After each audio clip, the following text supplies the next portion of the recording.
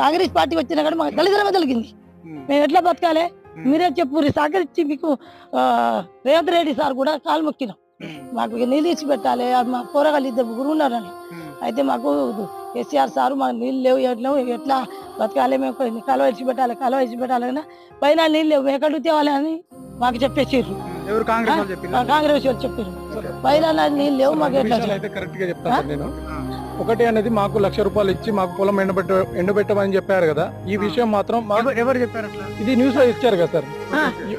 News లో గత అంటే మనకు ఆపోజిట్ పార్టీ ఏదైతే ఉందో ప్రభుత్వంలో ఉన్న పార్టీ మాకు 1,00,000 రూపాయలు ఇచ్చారనేసి. అది ఎందుకండి, రైతులు మేము పండించుకుంటున్నాం పొలాన్ని పండించుకున్నట్టు ఎవరైనా ఎండబెట్టుకుంటాడు పైసలు ఇస్తా అంటే? ఎవరైనా ఇప్పుడు నీ కింద నువ్వు మట్ట పెట్టుకుంటావా అన్న? ఆయన చెప్పినావు అనేసి నువ్వు పెట్టుకుంటావా? కాదు కదా. ఈ విషయం మాత్రం అవాస్తవం అండి. ఈ నిజాన్ని మనం పేపర్లో రాశారు, ఇది మాత్రం అవాస్తవం అండి.